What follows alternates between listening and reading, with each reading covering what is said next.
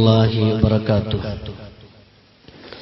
إن الحمد لله نحمده ونستعينه ونؤمن به ونتوكل عليه ونعوذ بالله من شرور أنفسنا ومن سيئات أعمالنا. من يهد الله فلا مضل له ومن يضلله فلا هادي له. وأشهد أن لا إله إلا الله وحده لا شريك له. وأشهد أن محمدا عبده ورسوله أرسله بالهدى ودين الحق ليظهره على الدين كله ولو كره المشركون.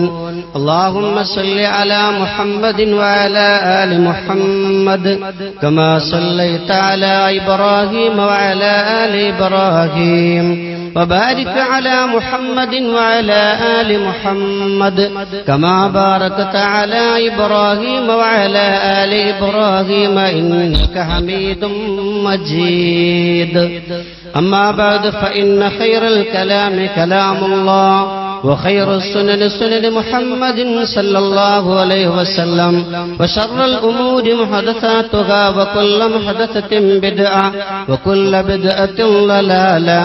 يا أيها الذين آمنوا اتقوا الله حق تقاته ولا تموتن إلا وأنتم مسلمون. اللهم لولا أنت ما اهتدينا فلا تصدقنا ولا صلينا. وأنزلا سكينة علينا وثبت الأقدام اللاقينا. ഏറ്റവും പ്രിയങ്കരനായ അധ്യക്ഷൻ ബഹുമാന്യനായ ഡോക്ടർ മുഹമ്മദ് കുട്ടി കുരുക്കൽ സ്വാഗത ഭാഷണം നടത്തിയ അഭിവന്യനായ സെക്രട്ടറി ഉസ്മാൻ സാഹിബ്, മുഖ്യ പ്രഭാഷണം നടത്താമെന്ന് പറഞ്ഞ് ചുരുക്കി പ്രഭാഷണം നടത്തിയ എന്റെ വിനീത സുഹൃത്ത് അബ്ദുസ്സലാം മൗലവി കാക്കനാട്, ആശംസകൾ അർപ്പിക്കാനുള്ള അഷ്റഫ് ചെട്ടിപ്പടി, ഡോക്ടർ യൂസുഫ് സലഫി, വേദിയിലും സദസ്സിലും ഉപവിഷ്ടരായിട്ടുള്ള കേരള അനുദവത്തുൽ മുജാഹിദിന്റെയും പോഷക ഘടകങ്ങളുടെയും അഭിവന്യരായ നേതാക്കളെ, പണ്ഡിതന്മാരെ, രക്ഷിതാക്കളെ, പ്രിയമുള്ള ടീച്ചേഴ്സ്, എന്റെ സഹപാഠികൾ തുടങ്ങി ഈ മഹത്തായ സംഗമത്തിൽ പങ്കെടുത്തിട്ടുള്ള എല്ലാ സഹോദര സഹോദരിമാരും, അല്ലാഹു സുബ്ഹാനഹു വതആല നാം ഇവിടെ ഒരുമിച്ച് കൂടിയതുപോലെ അവന്റെ ജന്നാത്തുൽ ഫിർദൗസിൽ നാം ഏവരെയും ഒരുമിച്ച് കൂട്ടി അനുഗ്രഹിക്കുമാറാകട്ടെ. പ്രിയമുള്ള സഹോദരന്മാരെ, ഒരു ചരിത്രാഖ്യാനം എന്ന് കേട്ടപ്പോ സത്യത്തിൽ ഇതെന്താണിതെന്ന് നിങ്ങൾ ആകെ അത്ഭുതപ്പെട്ടു കാണും. ഒന്നുമല്ല, സത്യത്തിൽ ഇതൊന്നുമല്ല. ഇതിന്റെ പലർക്കും നമുക്ക് ഒരു പാട്ട് എന്നൊക്കെ കേൾക്കുമ്പോൾ നമ്മുടെ പല ആളുകൾക്കും ഇതെന്താ സംഭവം, ഇത് വല്ല പ്രശ്നം ഉണ്ടാവോ, വല്ല കുഴപ്പമുണ്ടാവോ എന്നൊരു ഭയപ്പാടാണ്. ഇതിന് പ്രചോദനം നൽകിയ ഞാനൊരു 10 വർഷത്തോളം കാതികനായിട്ട് PVM കുട്ടി പൊന്നാനി എന്ന പേരിൽ കേരളത്തിൽ പല സ്ഥലങ്ങളിലായി കഥാപ്രസംഗം നടത്തിയിരുന്ന ഒരു കാലഘട്ടമുണ്ടായിരുന്നു. ഒരു 16-17 വർഷത്തോളമായി അത് നിർത്തി തൗഹീദിലേക്ക് കടന്നു വന്ന് തൗഹീദി പ്രഭാഷണവുമായി മുന്നോട്ട് പോവുകയാണ്. അപ്പൊ സ്വാഭാവികമായും പഴയ ഒരുപാട് ചരിത്രങ്ങളും അതുപോലെ ഗാനങ്ങളൊക്കെ നമ്മുടെ മനസ്സിൽ ഇങ്ങനെ കിടപ്പുണ്ട്. അക്കാലഘട്ടത്തിൽ കഥാപ്രസംഗം എന്നൊക്കെ പറഞ്ഞു കഴിഞ്ഞാല് നിങ്ങൾ വിചാരിക്കുന്നത് പോലെയൊന്നുമല്ല. അത് ഒരു ഭയങ്കരമാണ്. അതിനെക്കുറിച്ച് വേണമെങ്കിൽ നമുക്കത് ശരിയാവോ എന്ന് വേണമെങ്കിൽ പറയാം. കാരണം അന്ന് ഞങ്ങൾ തുടക്കത്തിൽ തന്നെ ഡും ഡും കൊട്ടാൻ തബലയതില്ല, ജിൽ ജിൽ കേൾക്കാൻ ചിലമ്പൊലിയില്ല, ദിം ദമ തരികിട തങ്ക തിങ്ക തകതുണ ജെത്താറുമില്ല, ഹാർമോണി ഗിറ്റാറുമില്ല എന്നൊക്കെ തുടങ്ങിയിട്ട് മൊയ്ൻകുട്ടി വൈദ്യരൊക്കെ പാട്ടൊക്കെ പാടിയിട്ട് ഇങ്ങനെയുള്ള സൗണ്ടും മ്യൂസിക്കും ഒക്കെ ഇട്ടിട്ട് അതേപോലെ തന്നെ കുറെ ലേലം വിളി അങ്ങനെ കുറെ പരിപാടികൾ, പിന്നെ പറയുന്ന കഥകൾ എന്ന് പറഞ്ഞാല് പൊട്ടക്കള്ള കഥകളായിരിക്കും. അപ്പൊ ഇങ്ങനെ ഒരു കാലഘട്ടം ഉണ്ടായിരുന്നു. പക്ഷേ ഞാൻ മനസ്സിലാക്കിയെടുത്തോളം ഇതെന്തുകൊണ്ട് ഷിർക്കിന് വേണ്ടി അന്ന് ഉപയോഗപ്പെടുത്തിയ എന്നെ സംബന്ധിച്ചിടത്തോളം തൗഹീദിന് വേണ്ടി എന്തുകൊണ്ട് ഉപയോഗപ്പെടുത്തിക്കൂടാ? സ്വാഭാവികമായും എന്റെ സുഹൃത്തിനോട് ഞാൻ നിരന്തരമായി ഞങ്ങളെ സംസാരിക്കുമ്പോൾ പറയും, എന്റെ പഴയകാല കഥകളൊക്കെ പുള്ളി പറയുമ്പോ പുള്ളി പറയും, ഇൻഷാ അല്ലാഹ് നമുക്ക് തൗഹീദിന് വേണ്ടിയിട്ട് അങ്ങനെ ഒരു സംരംഭം ഉണ്ടാക്കണം, നൂലാമാലകളൊക്കെ ഒഴിവാക്കി കരകളഞ്ഞ തൗഹീദ് പറയാനുള്ള ഒരു വേദി. അങ്ങനെ ഒരു വേദി ഉണ്ടാക്കാൻ എനിക്ക് പ്രചോദനം നൽകിയ എന്റെ പ്രിയപ്പെട്ട സുഹൃത്ത് അബ്ദുസലാം മൗലവി കാക്കനാടാണ്. അദ്ദേഹം ഞങ്ങളിവിടെ വരുമ്പോൾ മനോഹരമായി പാട്ടുപാടുന്നുണ്ടായിരുന്നു. ഞാനിവിടെ അവതരിപ്പിക്കാൻ പോകുന്ന പരിപാടികളിൽ ഒരു 2 പാട്ട് അദ്ദേഹം രചിച്ചതും കൂടിയാണ്. അപ്പൊ എനിക്ക് എല്ലാവിധ പ്രചോദനവും അദ്ദേഹം എനിക്ക് നൽകിയിട്ടുണ്ട്. അതുകൊണ്ട് പ്രിയമുള്ള സഹോദരന്മാരെ, ഇതിങ്ങനെ കേൾക്കുമ്പോഴേക്ക് നിങ്ങൾ ബേജാറാവൊന്നും വേണ്ട. ഇത് അസ്ല തൗഹീദാണ്. ഉദൂ ഇലാ സബീൽ റബ്ബിക ബിൽ ഹിക്മ, അള്ളാഹുവിന്റെ മാർഗത്തിലേക്ക് നിങ്ങൾ യുക്തിദീക്ഷതയോടുകൂടെ ജനങ്ങളെ ക്ഷണിക്കുക എന്ന് പറയുമ്പോൾ അള്ളാഹും അവന്റെ പ്രവാചകനും വിരോധിക്കാത്ത തൗഹീദിന്റെ മാർഗങ്ങൾ സ്വീകരിച്ചുകൊണ്ട് നമുക്ക് എങ്ങനെയെല്ലാം ഈ ദഅവത്ത് മറ്റുള്ള ജനങ്ങളിലേക്ക് എത്തിക്കാൻ സാധിക്കുമോ ആ രൂപത്തില്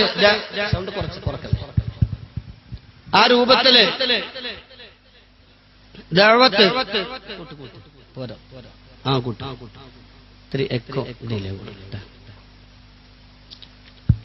ആ രൂപത്തിലെ ദഅവത്തിനെ കൊണ്ടുവരാൻ ആദ്യത്തെ പൊസിഷൻ കിട്ടിയില്ല.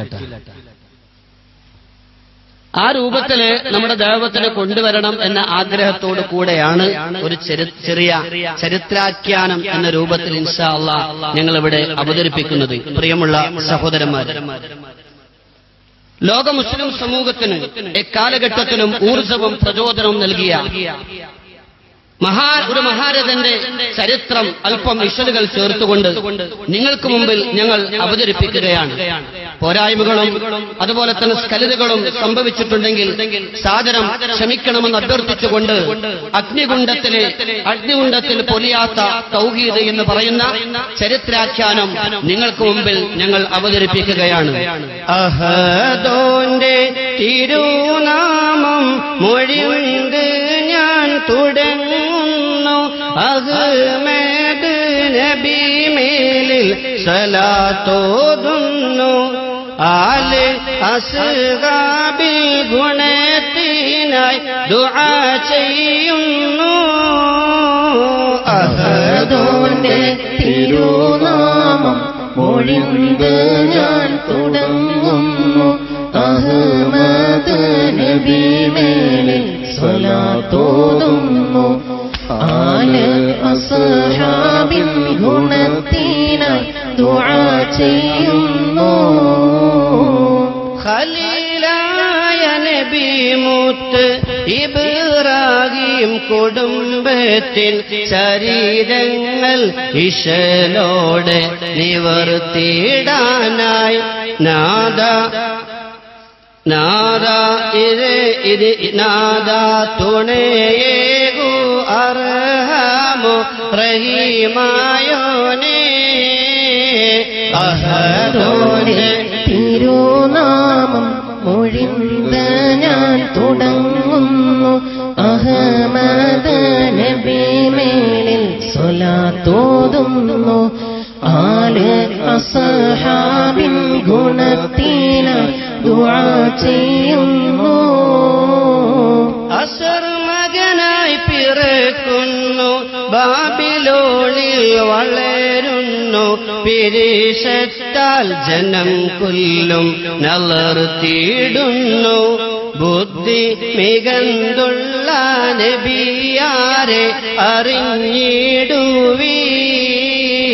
അഹദോന്റെ തിരുനാമം മൊഴിയുണ്ട് ഞാൻ തുടങ്ങുന്നു, അഹ്മദ് നബി മേലിൽ സ്വലാത്തോതുന്നു, ആല് അസ്ഹാബിൻ ഗുണത്തിനായി ദുആ ചെയ്യുന്നു.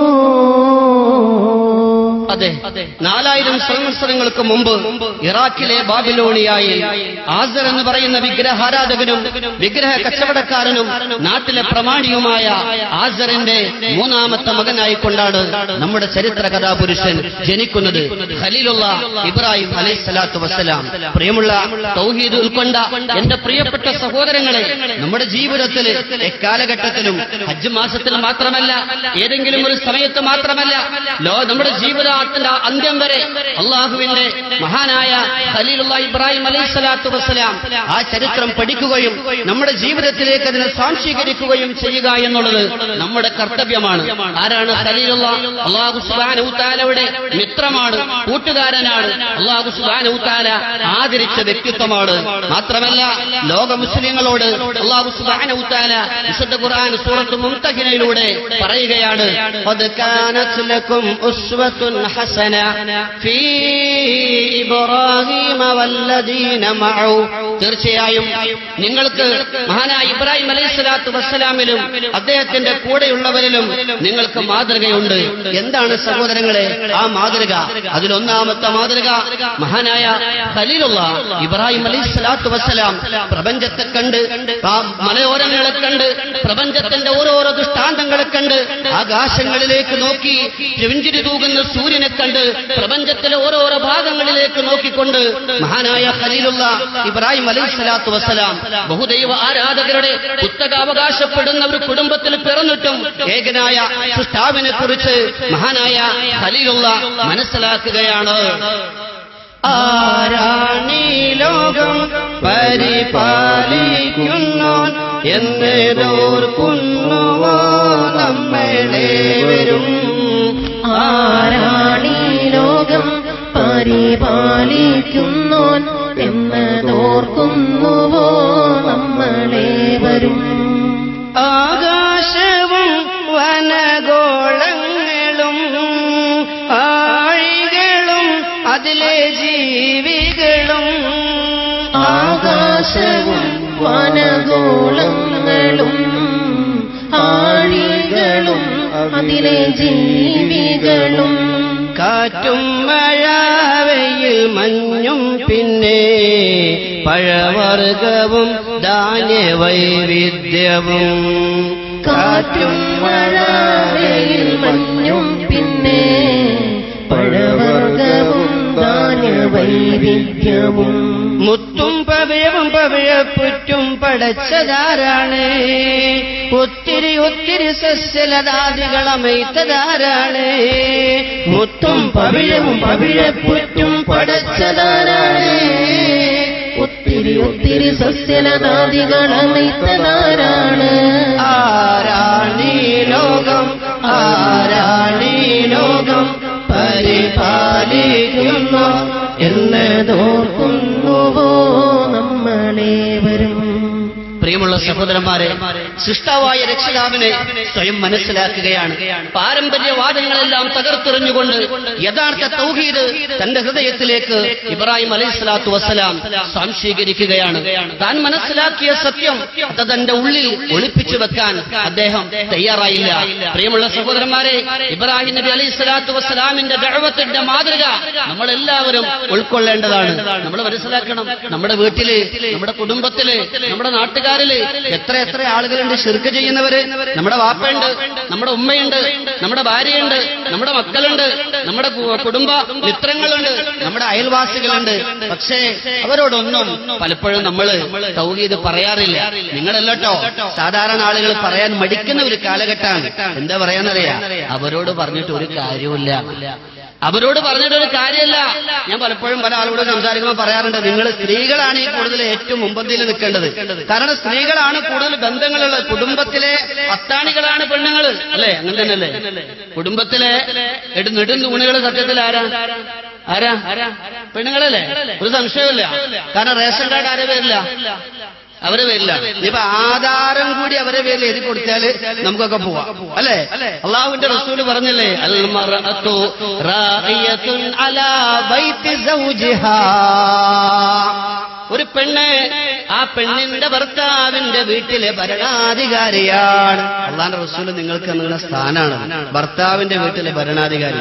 ഭർത്താവിന്റെ വീട്ടിലെ ഭരണാധികാരി എന്ന് പറഞ്ഞാല് കല്യാണം കഴിഞ്ഞാൽ ചെന്നിട്ട് അമ്മായിമാരെ നാത്തുമാരൊക്കെ ചവിട്ടി പുറത്താക്കിയിട്ട് അവിടെ ഭരണം നടത്താതല്ല. അവിടെ നല്ലൊരു ഇസ്ലാമിക അന്തരീക്ഷം കൊണ്ടുവരിക, ആ കുടുംബത്തെ നല്ല നിലയിൽ പുലർത്തുക. പലപ്പോഴും ഞാൻ പല സഹോദര സ്ത്രീകളോടും പറയും, നിങ്ങൾ എന്തേ ദൈവത്ത് പറയാത്തെന്ന് ചോദിക്കുമ്പോൾ അവർ പറയണം എന്താണെന്നറിയാ, അത് പറയാൻ കിട്ടണില്ല. അങ്ങോട്ട് എന്തെങ്കിലും പറയുമ്പോൾ അവർ ഇങ്ങോട്ട് എന്തെങ്കിലും പറയണം. സഹോദരന്മാരെ, സഹോദരിമാരെ, എന്റെ പ്രിയപ്പെട്ട വേദിയിലിരിക്കുന്ന എന്റെ നേതാക്കന്മാരെ, മഹാനായ വെട്ടം അബ്ദുള്ള ഹാജി, ആ വെട്ടം അബ്ദുള്ള ഹാജിയുടെ വെട്ടമാണ് നമ്മളെല്ലാം ഇന്ന് അനുഭവിച്ചുകൊണ്ടിരിക്കുന്നത്. ഈ പ്രദേശങ്ങളിൽ കടന്നു വന്നുകൊണ്ട് തൗഹീദിന്റെ സുന്ദരമായ സന്ദേശം ആരെയും ഭയപ്പെടാതെ തുറന്നടിച്ചു പറഞ്ഞതിന്റെ പേരിൽ നമ്മുടെ മുൻഗാമികളായ ആളുകൾ ഒരുപാട് ത്യാഗങ്ങളും പ്രയാസങ്ങളും സഹിച്ചിട്ടുണ്ട്. പക്ഷേ ആ ത്യാഗങ്ങളുടെയും ആ സഹനങ്ങളുടെയും പ്രതിഫലനമാണ് ഇന്ന് ഞാനും നിങ്ങളും ഇന്ന് ആസ്വദിച്ചുകൊണ്ടിരിക്കുന്നത്. ആ ദൗത്യം അല്ലാഹു സുബ്ഹാനഹു വതആല നമ്മളിലേക്കാണ് ഏൽപ്പിച്ചു തന്നിട്ടുള്ളത്. അതുകൊണ്ട് പറയണം, തൗഹീദ് പറയണം. ആദ്യം എവിടുന്ന് തുടങ്ങണം? സ്വന്തം കുടുംബത്തിൽ നിന്ന് തുടങ്ങണം. മഹാനായ ഇബ്രാഹിം നബി അലൈഹിസ്സലാത്തു വസ്സലാം താൻ മനസ്സിലാക്കിയ തൗഹീദ്, അല്ലാഹുവിനെ കുറിച്ച് താൻ മനസ്സിലാക്കിയ സത്യങ്ങൾ തന്റെ പ്രിയപ്പെട്ട ബാപ്പയോട് പറയുകയാണ്. തുടങ്ങി ഇബ്രാഹിം വീട്ടിൽ നിന്നും പറഞ്ഞു തൗഹീദ് കറയില്ലാതെ, വളർത്തി വലുതാക്കി പിതാവിനോടായി, ഉരത്തോ ഖലീലുള്ള സ്നേഹത്തോടായി. തുടങ്ങി ഇബ്രാഹിം വീട്ടിൽ നിന്നും പറഞ്ഞു തൗഹീദ് കറയില്ലാതെ, വളർത്തി വലുതാക്കി പിതാവിനോടായി, ഉരത്ത് ഖലീലുള്ള സ്നേഹത്തോടായി. എന്റെ അരിമപ്പൂ പിതാവായൂരേ, വിളിച്ചു ദുആ ചെയ്യാൻ അല്ലാ പോരെ, നൽകാൻ കഴിവുള്ളവനവനല്ലയോ, കരുണ വറ്റാത്ത ഉറവയല്ലോ. തുടങ്ങി ഇബ്രാഹിം വീട്ടിൽ നിന്നും പറഞ്ഞു തൗഹീദ് കറയില്ലാതെ,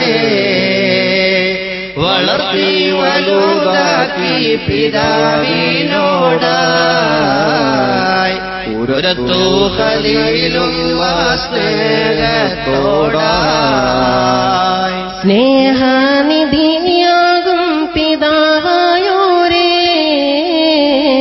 ഉള്ളിൽ തീയാണ് ഓർക്കുമ്പോഴേ, ശിർക്കിൻ സങ്കേതം നരകമാണേ, അതിലെ വിറകാകാൻ നോക്കിയിടല്ലേ.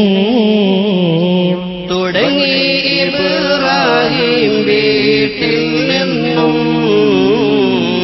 പറഞ്ഞു തൗഹീദ് കറയില്ലാതെ, വളർത്തി വലുതാക്കി പിതാവിനോടായി, ഉരത്തോ ഖലീലുള്ള സ്നേഹത്തോടായി. സർവശക്തനായ അല്ലാഹുവിനെ കുറിച്ച് മനസ്സിലാക്കിയ ഇബ്രാഹിം നബി അലൈഹിസ്സലാത്തു വസ്സലാം തന്റെ പ്രിയപ്പെട്ട പിതാവിന്റെ അടുത്ത് പോയിക്കൊണ്ട് ആദ്യമായി തൗഹീദ് പറയുകയാണ്, അല്ലാഹുവിനെ പരിചയപ്പെടുത്തുകയാണ്, അല്ലാഹുവിന്റെ വഹദാനിയത്തിലേക്ക് ക്ഷണിക്കുകയാണ്. പ്രിയമുള്ളവരെ, ഇബ്രാഹിം നബി അലൈഹിസ്സലാത്തു വസ്സലാം ബാപ്പയോട് കയർത്തുകൊണ്ടല്ല സംസാരിക്കുന്നത്, ബാപ്പയോട് മോശമായ രൂപത്തിലല്ല പെരുമാറുന്നത്.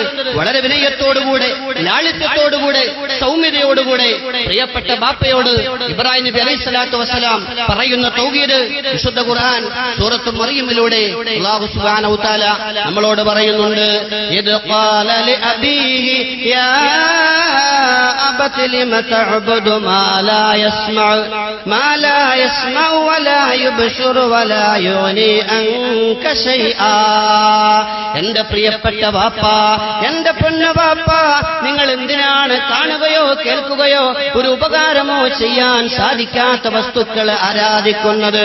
യാ അബതി ഇന്നി ഖദ് ജാഅനി മിനൽ ഇൽമി മാ ലം യഅതിക ഫത്തബിഅനി യഹ്ദിക സിറാതൻ സവിയ്യാ. എന്റെ പൊന്നു ബാപ്പ, എന്റെ പ്രിയപ്പെട്ട ബാപ്പ, അങ്ങേക്ക് നൽകാത്തൊരു അറിവ് അല്ലാഹു സുബ്ഹാനഹു വ തആല എനിക്ക് നൽകിയിട്ടുണ്ട്. അതുകൊണ്ട് താങ്കൾ എന്നെ പിൻപറ്റുക, ഞാൻ താങ്കൾക്ക് ശരിയായ ഒരു മാർഗം കാണിച്ചു തരാം. യാ അബതി ലാ തഅബുദി ശൈത്താൻ ഇന്ന ശൈത്താന കാന ലിർറഹ്മാനി അസിയാ. എന്റെ പൊന്നു ബാപ്പ, അങ്ങ് പിശാചിനെ ആരാധിക്കല്ലേ, അങ്ങ് പിശാചിനെ ആരാധിക്കല്ലേ. തീർച്ചയായും പിശാച് പരമകാരുണ്യകനായ അല്ലാഹുവിനോട് അനുസരണക്കേട് കാണിക്കുന്നവനാണ്. യാ അബതി ഇന്നി അഖാഫു അൻ യമസ്സക അദാബും മിനർ റഹ്മാൻ. എന്റെ പൊന്നു ബാപ്പ, അങ്ങ് തൗഹീദില്ലാതെ ശിർക്കിൽ അകപ്പെട്ടുകൊണ്ട് കാണുവാനോ കേൾക്കുവാനോ കഴിയാത്ത ഒരു ഉപകാരവും ഉപദ്രവവും ചെയ്യാൻ സാധിക്കാത്ത ഇത്തരത്തിലുള്ള വിഗ്രഹങ്ങൾക്ക് മുമ്പിൽ, അല്ലാഹ് അല്ലാത്ത ആളുകൾക്ക് മുമ്പിൽ അങ്ങയുടെ സങ്കടങ്ങൾ ബോധിപ്പിക്കുമ്പോൾ, അങ്ങയുടെ വിഷമങ്ങൾ സമർപ്പിക്കുമ്പോൾ, അവർക്ക് വേണ്ടി അങ്ങ് നേർച്ച വഴിപാടുകൾ സമർപ്പിക്കുമ്പോൾ പരമകാരുണ്യകനായ അല്ലാഹുവിൽ നിന്ന് വല്ല ശിക്ഷയും താങ്കൾക്ക് എത്തുമോ എന്ന് ഞാൻ ഭയപ്പെടുന്നുണ്ട്. ഫതകൂന ലിശ്ശൈത്വാനി വലിയാ. അപ്പോൾ താങ്കൾ തീർച്ചയായും പിശാചിന്റെ മിത്രമായി തീരുകയാണ്. എത്ര സുന്ദരമായിട്ടാ, എത്ര സൗമ്യമായിട്ടാ. നിങ്ങളൊന്ന് ആലോചിച്ച് നോക്കി, എത്ര പേരെങ്ങനെ പറഞ്ഞിട്ടുണ്ട്. നമ്മുടെ പ്രബോധനത്തിന്റെ ശൈലി ഇബ്രാഹിം നബി അലൈഹി സ്വലാത്തു വസ്സലാമിൽ നിന്ന് പഠിക്കണം നമ്മൾ. മാത്രമല്ല സഹോദരങ്ങളെ, ഇത് ഇന്ന് ഒന്നൊരു വട്ടം പറഞ്ഞു തൗഹീദ്, പിന്നെ അയാൾ മൈൻഡ് ചെയ്യണില്ല. രണ്ടാമത്തെ ദിവസം പിന്നെയും പറഞ്ഞു, അപ്പോഴും മൈൻഡ് ചെയ്യണില്ല. അപ്പൊ നമ്മളോട് പറയും, നിങ്ങൾ ആലോചിച്ച് നോക്കേ, ഈ ഇരിക്കുന്ന കൂട്ടത്തിലൊക്കെ ഒട്ടുമിക്ക ആളുകൾ ശിർക്ക് ചെയ്ത് വളർന്നവരാവും, അല്ലേ? അതിനല്ലേ അല്ലെ? ഒട്ടുമിക്ക ആളുകൾ, ഞാനും അങ്ങനെ തന്നെയാണ്. ഈ കഥാപ്രസംഗവും പാട്ടും കോമഡിയും ഇതെങ്ങനെ അടിച്ചു വീശി തകർക്കുന്ന സമയത്താണ് എന്റെ സഹോദരൻ അഥവാ എന്റെ ജ്യേഷ്ഠൻ സാധാരണ ഒരു കൂലിപ്പണിക്കാരനാണ്. അവൻ മൗലവി ഒന്നുമില്ല, അവൻ എവിടെയും പഠിച്ചിട്ടൊന്നുമില്ല, ഒരു സാധാരണക്കാരൻ. അവൻ ഏതോ ഒരു മുജാഹിദിന്റെ പള്ളിയിൽ പോയി അവിടുന്ന് അങ്ങനെ ഇമാമമായി സംസാരിച്ച് അങ്ങനെ അമാനി മൗലവിയുടെ തഫ്സീറൊക്കെ വായിച്ച് ഇങ്ങനെ മനസ്സിലാക്കി ആ ശിർക്കിന്റെ ഗൗരവം മനസ്സിലാക്കിയപ്പോ ഞാനൊന്ന് മാസത്തിലൊരിക്കലൊക്കെ വീട്ടിലേക്ക് വരുള്ളൂ. അന്ന് കല്യാണമൊന്നും കഴിച്ചിട്ടില്ല.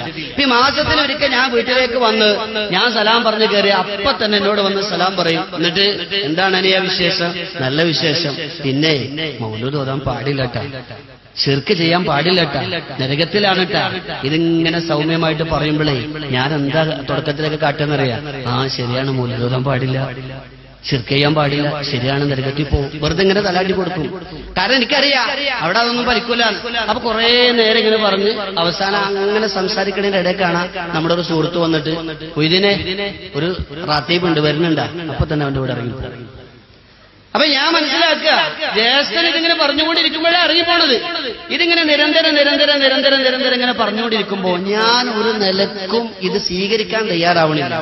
ഞാൻ മനസ്സിലാക്കി ആ സമയത്ത് എന്റെ ഇക്ക വിചാരിക്കുകയാണ്, ഈ ചെങ്ങായനോട് തൗഹീദ് പറഞ്ഞിട്ട് കാര്യമല്ല, യേശൂല. അങ്ങനെ വിചാരിച്ചിരുന്നെങ്കിലുള്ള അവസ്ഥ ആലോചിച്ച് നോക്കിയേ.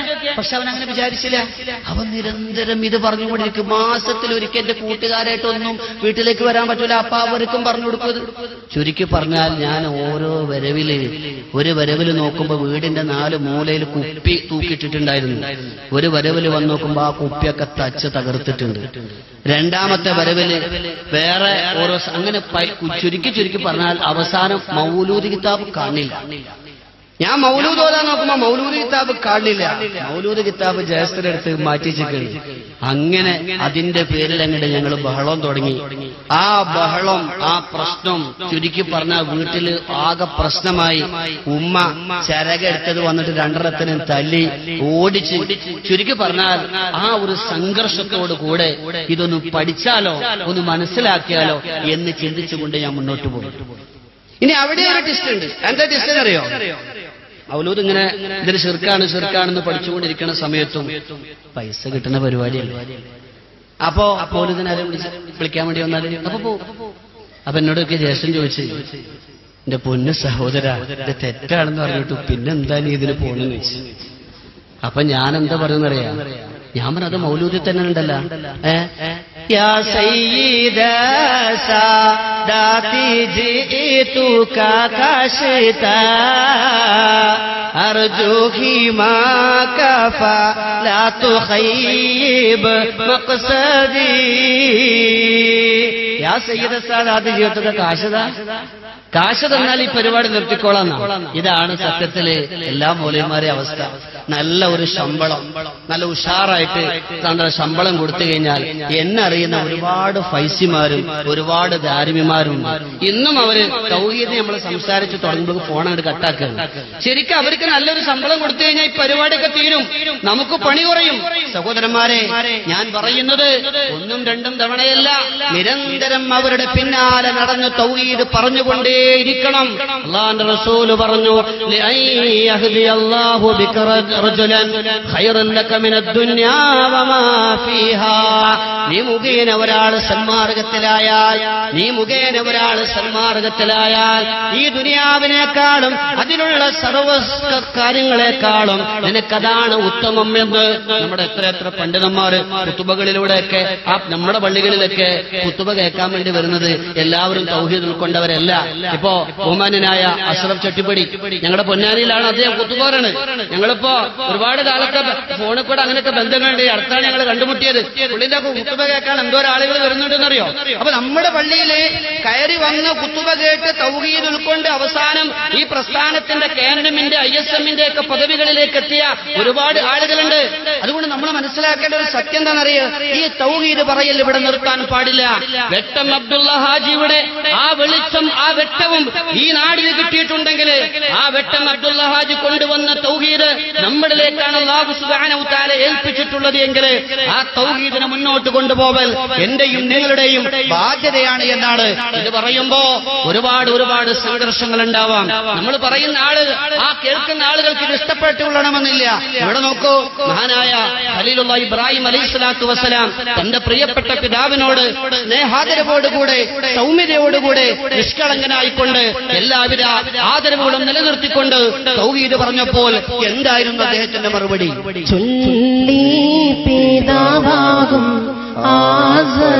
ആസറപ്പോൾ മനമിൽ വെറുപ്പോടെ കോപത്തിലായി മകനെ വെടിഞ്ഞോയൻ പിലാലുകളെ എങ്കിൽ വിരമിച്ചോ ഉടനെ തന്നെ.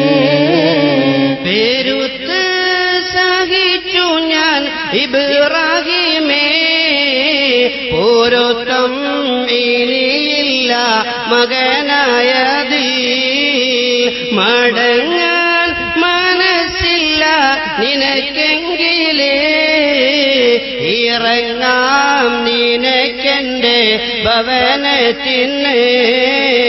ചൊല്ലി പിതാവാകും ആസറപ്പോൾ മനമിൽ വെറുപ്പോടെ കോപത്തിലായി മകനെ വെടിഞ്ഞോയൻ ഇലാഹുകളെ എങ്കിൽ വിരമിച്ചോ ഉടനെ തന്നെ.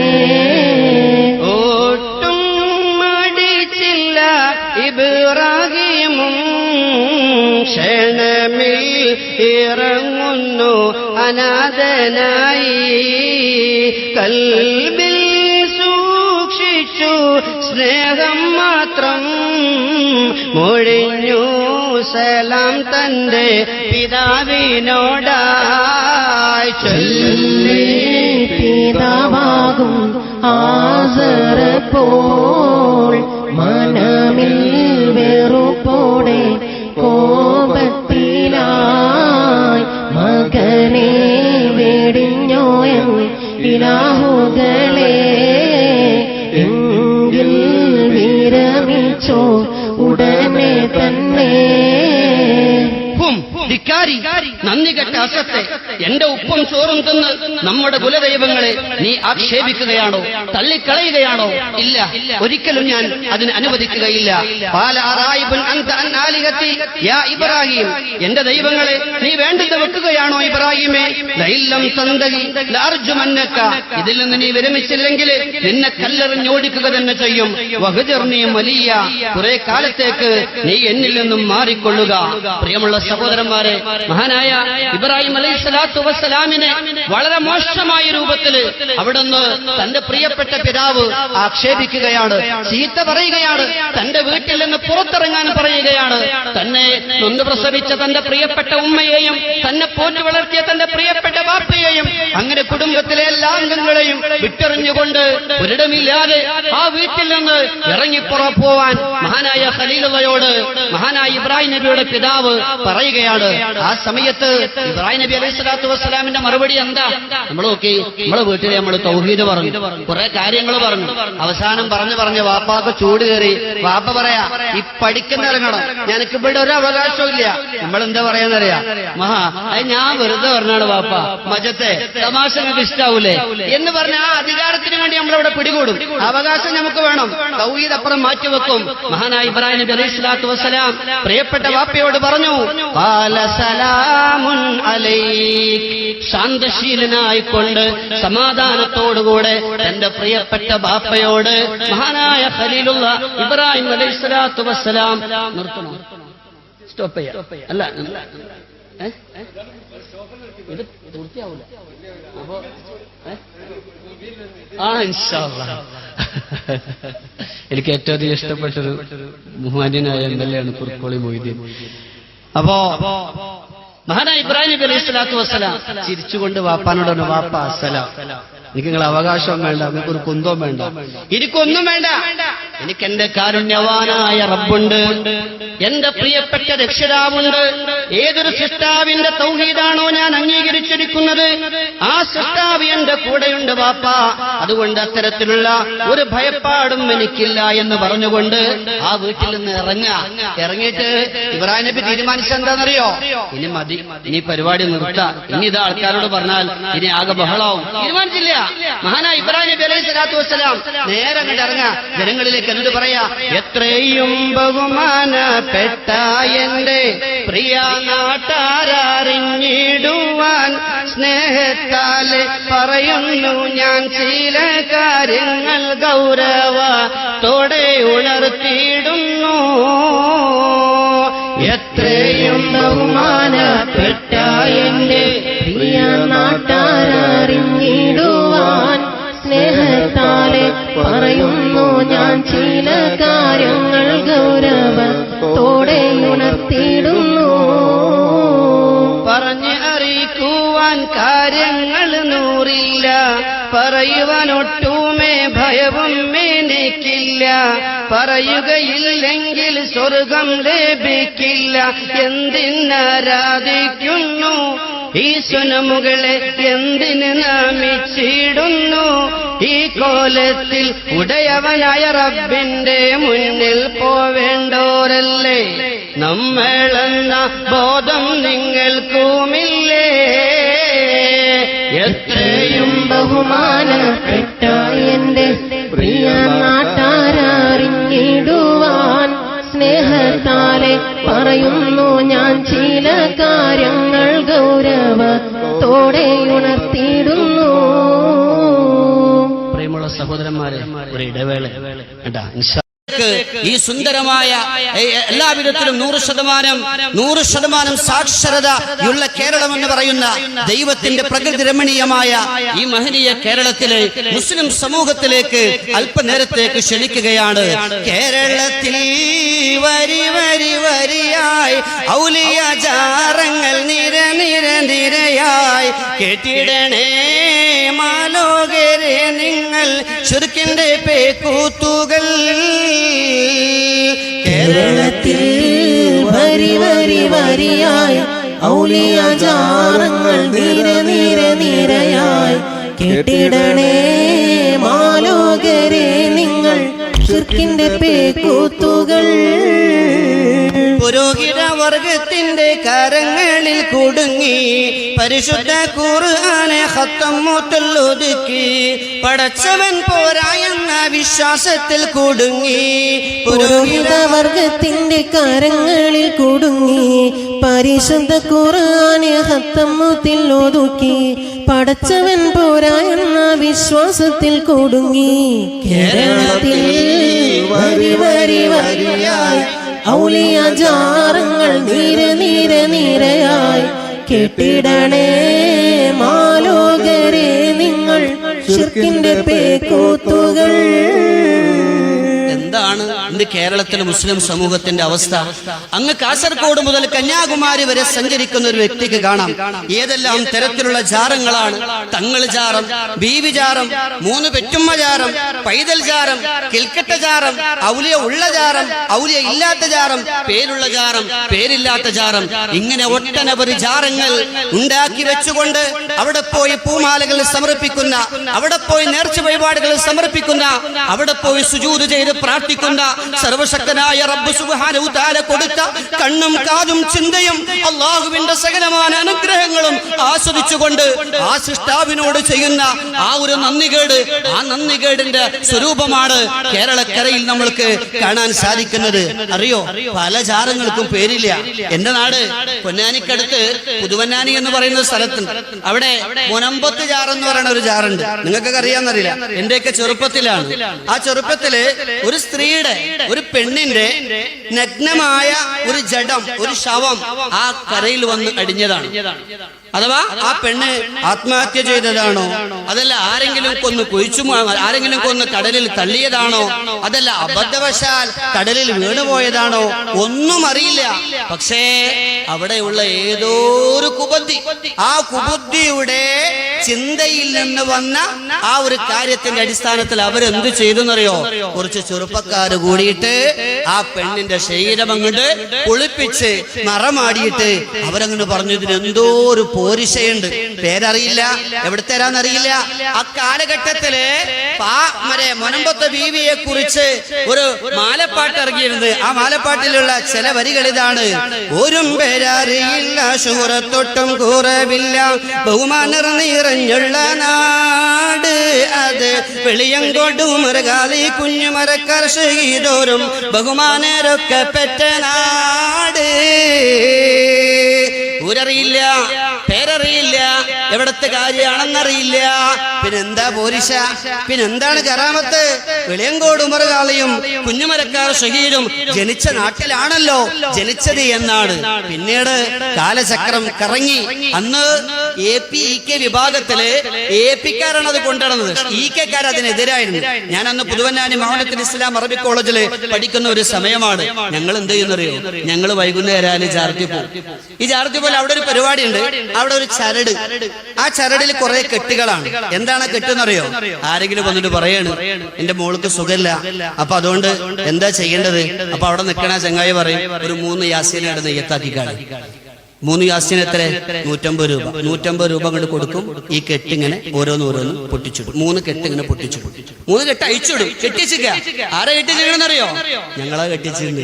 ഞങ്ങളെ അറബി കോളേജ് പഠിക്കുമ്പോ അവിടെ പോകും. അവിടെ പോലെ ഞങ്ങളോട് പറയാ, ഒരു യാസീൻ ഇങ്ങനെ ഓതിയിട്ട്, യാസീൻ ഖുർആനിൽ ഹക്കീം ഇന്നക ലമിനൽ മുർസലീൻ എന്ന് യാസീൻ ഓതിയിട്ട് ആ ഒരു കെട്ട് ഇങ്ങനെ ഇതാക്കിയിട്ട് അതൊരു ഊതിയിട്ട് ആ കെട്ടിണ്ട് കെട്ടും. അപ്പൊ ഒരു യാസീൻ കെട്ടി. അപ്പൊ യാസീൻ കെട്ടായി ആരെങ്കിലും വരുമ്പോ അത് അയച്ചു കൊടുക്കും. പിന്നെ നമ്മളെ പഠിക്കുന്ന കാലത്തല്ലേ യാസീൻ വൽ ഖുർആനിലേക്ക് ഇടക്കിടക്ക് മുബീൻ വൈലേ തുർജൗസും അത് 2 രൂപ കിട്ടുമായിരുന്നു ഒരു യാസീൻ ഓതി. അവസാനം പള്ളി ഞങ്ങളുടെ അറബി കോളേജിൽ പഠിപ്പിച്ച ഞങ്ങളുടെ പ്രിൻസിപ്പൾ, ഞങ്ങളുടെ ബഹുമാന്യരായ ഉസ്താദ്, അവർ കുറച്ചൊക്കെ പഠിച്ചവരെ വീട്ടിലെ ആളുകളെയാണ്. ആ ഉസ്താദ് പറഞ്ഞു, മേലാൽ അങ്ങോട്ട് പോകരുത്, അത് കള്ളജാറമാണ്, അങ്ങനെ ഒരു ജാറം നമ്മൾ പോവാൻ പാടില്ല, അത് ഔലിയ അല്ല, അത് വലിയത്തല്ല എന്ന് പറഞ്ഞു. സഹോദരന്മാരെ, ഇപ്പത്തെ അവസ്ഥ എന്താ? APEK അടിപിടി കൂടെയാണ്. ലക്ഷങ്ങളുടെ വരുമാനമാണ് അവിടെ കിട്ടിക്കൊണ്ടിരിക്കുന്നത്.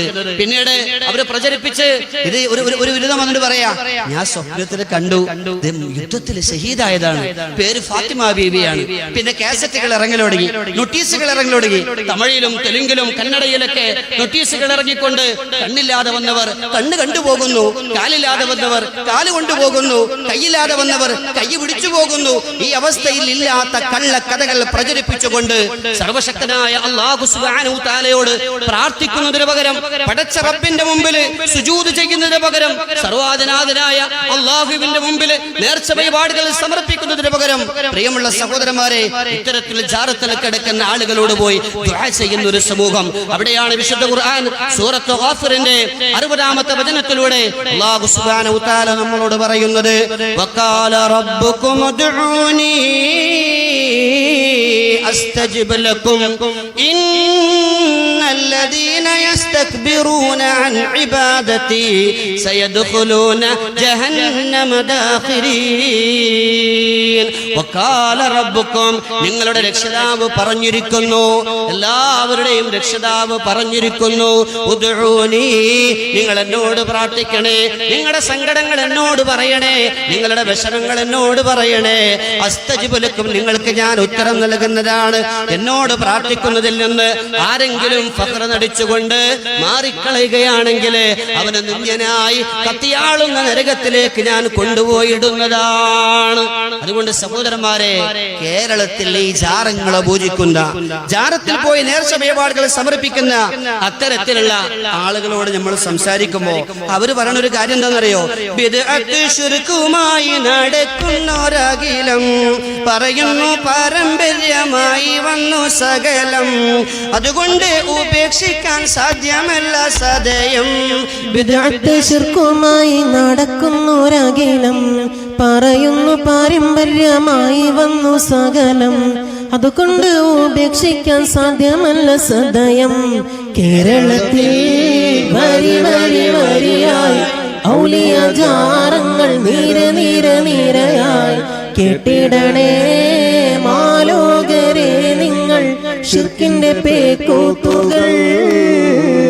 കബറുകൾ കെട്ടിപ്പൊക്കൽ നിഷിദ്ധമാക്കി ഇസ്ലാം, കബറാളിയോട് തേടൽ നിരോധിച്ചത് ഇസ്ലാം, അല്ലാഹു പൊറുക്കില്ലെന്നറിയിച്ചതും ഇസ്ലാം. കബറുകൾ കെട്ടിപ്പൊക്കൽ നിഷിദ്ധമാക്കി ഇസ്ലാം, കബറാളിയോട് തേടൽ നിരോധിച്ചത് ഇസ്ലാം, അല്ലാഹു പൊറുക്കില്ലെന്നറിയിച്ചതും ഇസ്ലാം. കേരളത്തിൽ വരി വരി വരിയായി ഔലിയ ജാറങ്ങൾ നിരയായി കേട്ടിടണേ മാലോകരെ നിങ്ങൾ ശിർക്കിന്റെ പേക്കൂത്തുകൾ. എന്താണ് പറഞ്ഞ് അവസാനം പറയണം എന്താ അറിയങ്ങള്? ഞങ്ങൾ പാരമ്പര്യമായിട്ട് എന്താ ചെയ്തുവെന്ന് അത് ഞങ്ങൾ ചെയ്യുള്ളൂ. ഞങ്ങളുടെ ഉമ്മ നരകത്തിലാണോ? ഞങ്ങൾ നരകത്തിൽ പോയിക്കോളാം. ഞങ്ങളുടെ വാപ്പ നരകത്തിലാണോ? ഞങ്ങൾ നരകത്തിൽ പോയിക്കോളാം. ഞങ്ങളുടെ ഉപ്പൂപ്പമാര് ചെയ്തതിന്റെ അപ്പുറത്തേക്ക് വഹാബികളെ, മുജാഹിദുകളെ, സലഫികളെ നിങ്ങൾ കൊണ്ടുവന്ന പുത്തന്മാരെ ഞങ്ങൾ സ്വീകരിക്കൂല. ഞങ്ങൾ പാരമ്പര്യമായി കൊണ്ടുവന്നതിനെ ഞങ്ങൾ സ്വീകരിച്ചു.